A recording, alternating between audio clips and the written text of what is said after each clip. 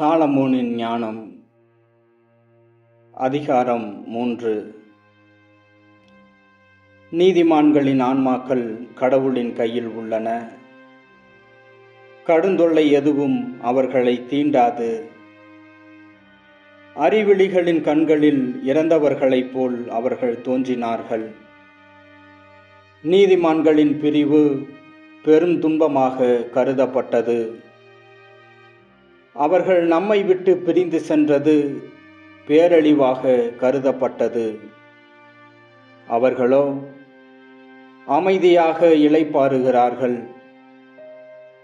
மனிதர் பார்வையில் அவர்கள் தண்டிக்கப்பட்டாலும் இரவாமையில் அவர்கள் உறுதியான நம்பிக்கை கொண்டுள்ளார்கள். சிறிதளவு அவர்கள் கண்டித்து திருத்தப்பட்ட பின் பேரளவு கைமாறு பெறுவார்கள். கடவுள் அவர்களை சோதித்தறிந்த பின் அவர்களை தமக்கு தகுதியுள்ளவர்கள் என்று கண்டார்.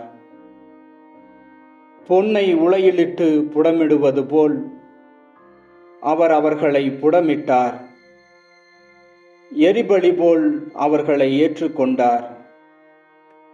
கடவுள் அவர்களை சந்திக்க வரும்போது அவர்கள் ஒளி வீசுவார்கள். அரிதாள் நடுவே தீப்பொறி போல பறந்து சுடர் விடுவார்கள். நாடுகளுக்கு தீர்ப்பு வழங்குவார்கள். மக்கள் மீது ஆட்சி செலுத்துவார்கள். ஆண்டவரோ அவர்கள் மீது என்றென்றும் அரசாழ்வார். அவரை நம்புவோர் உண்மையை அறிந்து கொள்வர். அன்பில் நம்பிக்கை கொள்வோர் அவரோடு நிலைத்திருப்பர். அருளும் இரக்கமும் அவர் தேர்ந்து கொண்டோர் மீது இருக்கும். ஆனால் இறைப்பற்றில்லாதவர்கள் தங்கள் எண்ணங்களுக்கு ஏற்ப தண்டிக்கப்படுவார்கள். ஏனெனில் அவர்கள் நீதிமான்களை புறக்கணித்து ஆண்டவரை எதிர்த்தார்கள். ஞானத்தையும் நற்பயிற்சியையும் இகழ்பவர்கள் இரங்கத்தக்கவர்கள். அவர்களது நம்பிக்கை வீணானது. அவர்கள் உழைப்பு வெறுமையானது. அவர்களின் செயல்கள் பயனற்றவை. அவர்களுடைய மனைவியர் அறிவற்றவர்கள். அவர்களின் பிள்ளைகள் தீயவர்கள். அவர்களுடைய வழிமரபினர் சபிக்கப்பட்டவர்கள். தூய்மை இழக்காத தவறான உடலுறவு கொள்ளாத மலடி பேறு பெற்றவர். மனிதரை கடவுள் சந்திக்க வரும்போது அப்பெண் கனி தருவார்.